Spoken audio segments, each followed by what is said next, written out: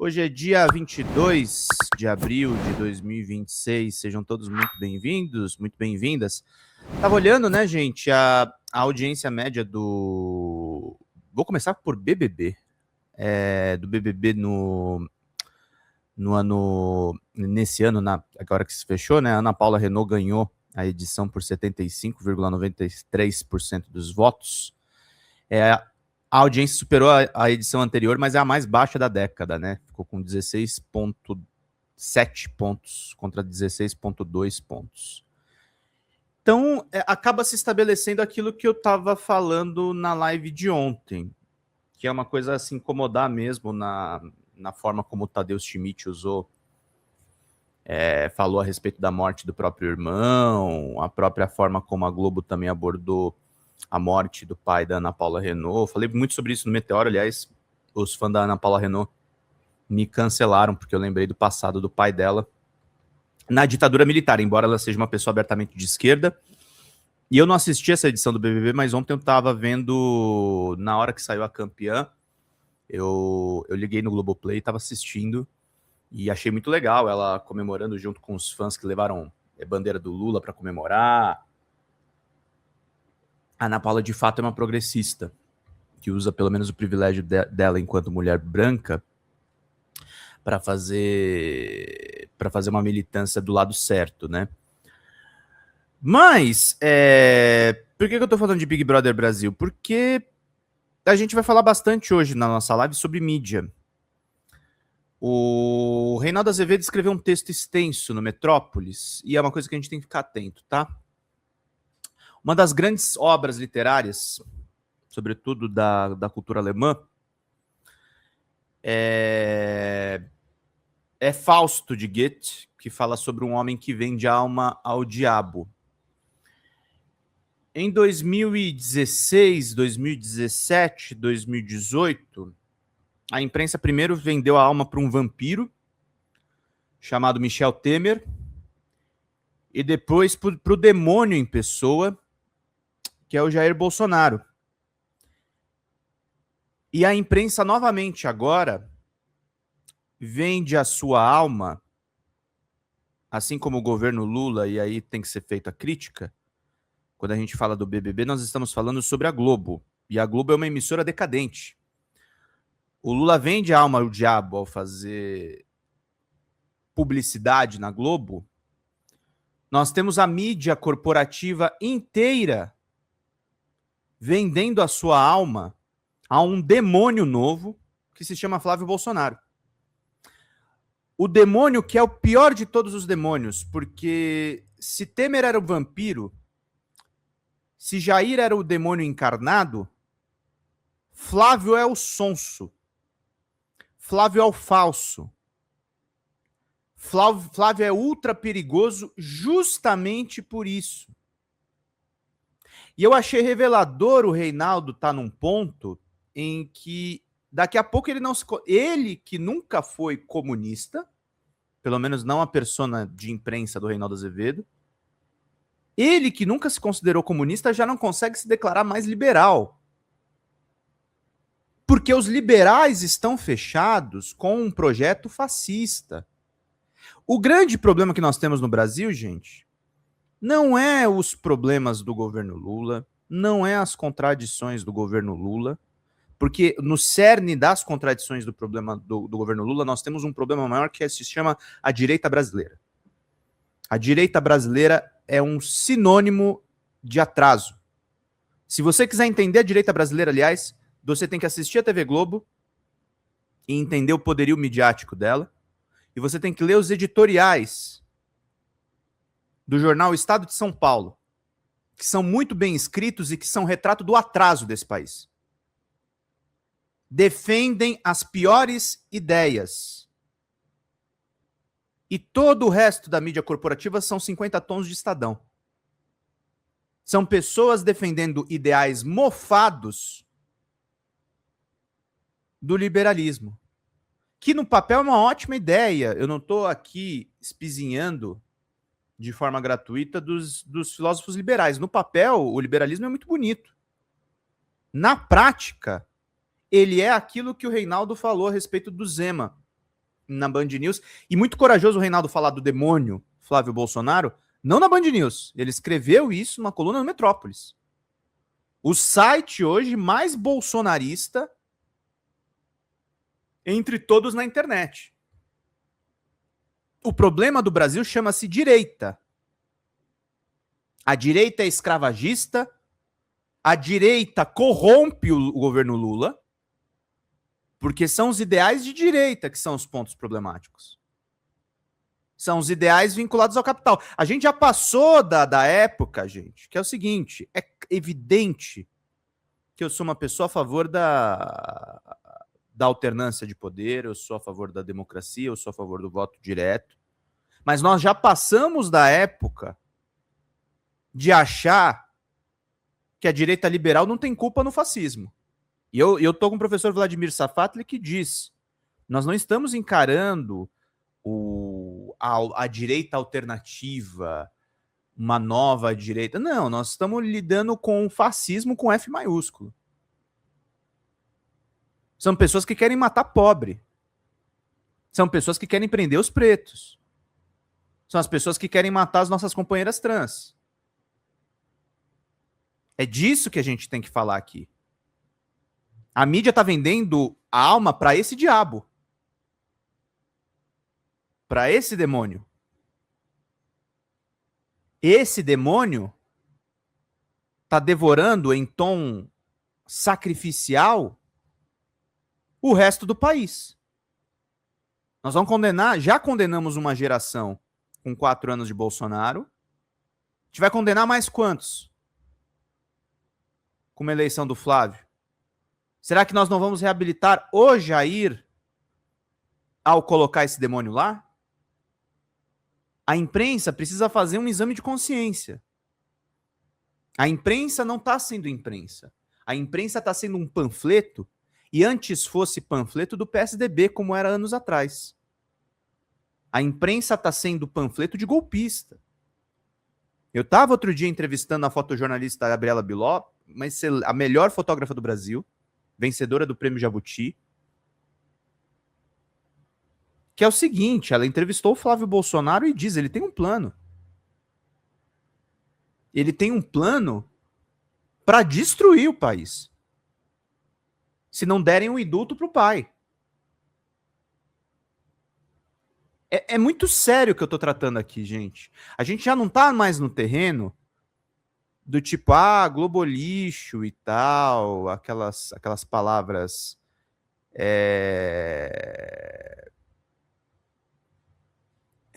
É nisso. Então é importante a gente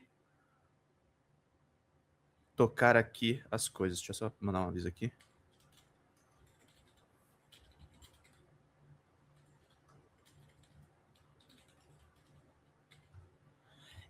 Então é importante vocês entenderem isso, que a gente está lidando com grupos de comunicação normalizando processos, normalizando um presidente que achava normal não vacinar os seus cidadãos, que achava normal tirar máscara, achava normal expor crianças no meio de uma pandemia. E aí, quando a gente chega nesse ponto, não dá para relativizar. É uma venda. Eles estão vendendo a alma do Brasil em troca de trocados, em troca de mais privatizações, em nome de um novo Paulo Guedes. Porque o projeto dessa elite sempre foi esse. O projeto dessa elite é a destruição. O projeto dessa elite é transformar o Brasil num campão. E a gente não pode deixar isso acontecer, gente. A eleição do presidente Lula é uma questão civilizatória. A eleição do presidente Lula não permite covardias, como infelizmente estão acontecendo no Supremo Tribunal Federal. E o Reinaldo fala nesse outro vídeo aqui dele que eu vou trazer para vocês, antes de continuar com o meu editorial. Vamos lá. Bora. Isabela, o pior temperamento que eu conheço é o temperamento de gente oportunista. Obrigado de drible. Olha, mas eu tenho assim, gente que... Sabe a pior personagem da literatura? Qual é, na minha opinião? Já falei aqui uma vez. Qual? Criada Juliana, do Primo Basílio. A patroa tá fazendo sacanagem, né? Sacanagem, tá traindo o marido. Ela é muito moralista, mas ela resolve se aproveitar, né? E ela é má. E eu não gosto de gente oportunista. É o pior temperamento que tem. Né? Do que é que eu estou falando, vai? O presidente do Supremo Tribunal Federal, ministro Edson Fachin, afirmou ser preciso reconhecer que o Brasil está imerso em uma crise em relação à atuação do judiciário. Ele disse ainda que é preciso enfrentá-la com atenção para não repetir soluções velhas e que o STF tem que refletir sobre a atuação e os próprios limites. Exatamente, As declarações foram dadas nesta sexta-feira em São Paulo, durante um evento na Fundação Getúlio Vargas, que teve como tema o papel do Poder Judiciário na garantia da segurança pública como direito fundamental. Para Fachin, é preciso prestar atenção nas respostas que são dadas pelo Judiciário. Mais do que diagnosticar as crises, constatá-las, é também examinar as respostas que vão sendo progressivamente dadas a essas crises da atuação do Judiciário. Quando falamos em crises, é fundamental reconhecer que, efetivamente, nós estamos imersos em relação à atuação do Judiciário, uma crise que precisa ser enfrentada. E enfrentada com olhos de ver e ouvidos de ouvir, sob pena de repetirmos para problemas novos soluções velhas que significam simplesmente relegar os problemas sem resolvê-los. Isso não quer dizer nada. Isso só expõe os colegas dele. Ele é presidente de um poder. É um comportamento sorrateiro, porque lá dentro ele tenta conseguir apoio, ter uma linguagem de conciliação, mas vive expondo o Supremo à expiação pública. A palavra sorrateira é boa, porque sorrateira, Valio Bene, vem de subreptus. Repere, em latim, é arrastar-se. Arrastar-se aí a pressão de setores da imprensa que elegeram o Supremo como grande inimigo. Só que ele, fazendo isso, ele não consegue mobilizar ninguém. E disse uma coisa gravíssima. Gravíssima. Porque na ânsia de agradar, ele falou outras coisas. Põe outro trecho da fala dele, vai lá, direto. Toda expansão de poder, ainda que bem intencionada, precisa ser acompanhada de autocontenção e reflexão crítica. É imprescindível que o Judiciário, e especialmente o Supremo Tribunal Federal, ao qual se atribui, não sem controvérsia, obviamente, a última palavra sobre a Constituição, mantenha o Judiciário postura reflexiva sobre os limites de sua própria atuação. Olha aqui, quem expandiu os direitos do Supremo, os direitos do Supremo, a ação do Supremo, ele, por exemplo, que era um seminário sobre segurança pública. Lembra a liminar dele concedida no caso do Rio? O quanto ele apanhou? E ele teve a solidariedade dos seus colegas. Agora, eu fiquei muito preocupado quando ele disse, quando se atribui ao Supremo, não sem controvérsia, a última palavra sobre a Constituição. Que controvérsia? Os únicos com controvérsia a respeito, que trataram isso, foram os golpistas, meu amigo. Com o artigo 142. Qual é a controvérsia sobre o Supremo ser a última palavra da Constituição? E aí vai a Carmen Lúcia, a Soninha toda pura do Supremo, também ela, em seminário, falou a mesma coisa. Também ela, em seminário, aí no Rio de Janeiro, temos no Brasil o problema da... Tem uma rachadura, tá, gente, dentro do Supremo. Aliás, o Tony Garcia falou sobre isso pra gente aqui na segunda-feira. A Carmen Lúcia parece estar revendo pontos de vista e o Fachin mostrando todo o seu lavajatismo, né?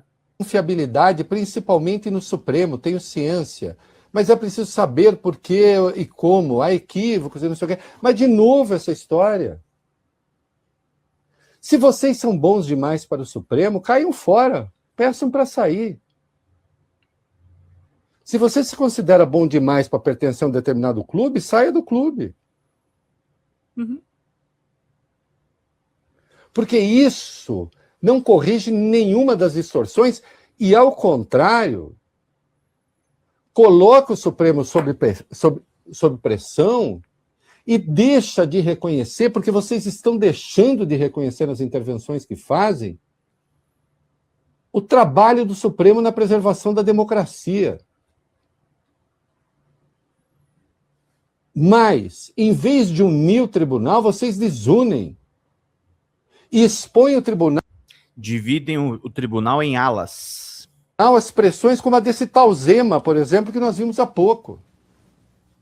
Eu não conheço nada mais, um comportamento mais rastejante do que esse, rastejante diante daqueles que cismaram que agora é o Supremo o principal problema do Brasil, e o Supremo não é o principal problema do Brasil. O Supremo salvou a democracia brasileira. Sim. E por causa disso tudo lhe deve ser permitido? Não, eu não estou dizendo isso. Só estou dizendo que esse não é o caminho. Unir-se àqueles que cismaram que o Supremo é o principal problema não é o caminho. Sim. Até porque eu tenho 500 críticas que eu poderia fazer, inclusive a forma como o Fachin chegou ao Supremo Tribunal Federal. Aliás, ele sabe. Eu escrevi uma penca de textos contra a indicação dele. Por boas razões. E posso falar de atuação deletéria da Carmen Lúcia também, por que não? Agora resolveram bater na Carmen Lúcia, quem mandou? Não, ninguém mandou, é só pegar coisas que eu escrevi. Por que a senhora não botou para votar a ação declaratória de constitucionalidade do artigo 280? Gente, eu vou falar num português bem claro, tá? Sabe qual é o problema da Carmen Lúcia? E eu gosto dos votos da ministra Carmen, acho que no golpe ela teve um voto lindo. Sabe qual é o problema da Carmen Lúcia? Ela está, neste exato momento, autorizando que o Rio de Janeiro tenha colocado um poste do Cláudio Castro, ao invés de fazer eleições diretas com o afastamento do governador Cláudio Castro do Rio de Janeiro. A Carmen Lúcia subverteu um processo eleitoral. E quem era a favor do voto direto? O Flávio Dino e o Cristiano Zanin. Vocês entendem que as coisas são complexas? Ninguém aqui... Eu não sou advogado do Toffoli, eu não sou advogado do Alexandre de Moraes.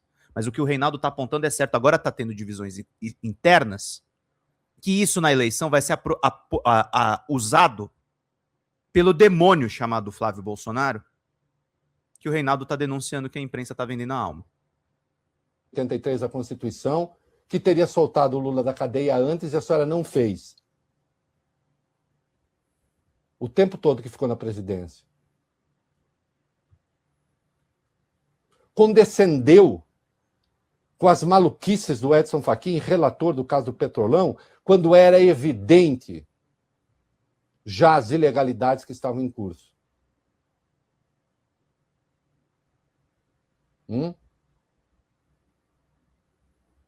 Vocês não estão contribuindo para fortalecer o Supremo e para corrigir eventuais distorções.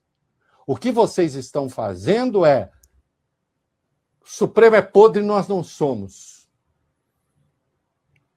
Como diz Carmen Lúcia, eu sou a mesma que meu pai criou. Não mudei o Supremo, mas o Supremo não me mudou. Basta ver na eleição do Rio a porcaria que vocês fizeram. E estão prestes a fazer. Né? Ou, nesse caso, a Carmen Lúcia. Tem um pouco mais, vocês sim, de compostura e de respeito pela instituição. É isso. O Reinaldo da bronca justamente nos dois heróis. Não são heróis de nada. Nem o Gilmar Mendes é herói, tá? O Gilmar Mendes que tá correto nessa história. Nem o Flávio Dino, nem o Zanin. Não tem heróis no Supremo, gente. Nós temos que ter o Supremo funcionando para manter o regime legal no país. Porque senão nós vamos abraçar o fascismo. Esse é o problema. Não é Batman e Robin. Não é o filme dos Vingadores. Isso existe nas histórias em quadrinho. Na vida real, as coisas, o buraco é mais embaixo. As coisas são mais confusas mesmo. O Toffoli é um péssimo ministro para muitos assuntos. O Toffoli é o cara que está empreendendo a investigação contra a 13ª vara do Moro. O Toffoli foi o cara que deu o chute inicial do inquérito das fake news. Aliás, eu entrevistei o Guilherme Amado, que não está nem de longe defendendo a mesma coisa que o Reinaldo Azevedo, está defendendo que o Supremo seja investigado, mas falou, o ministro Toffoli fez coisas muito importantes para a gente ter o julgamento do golpe depois.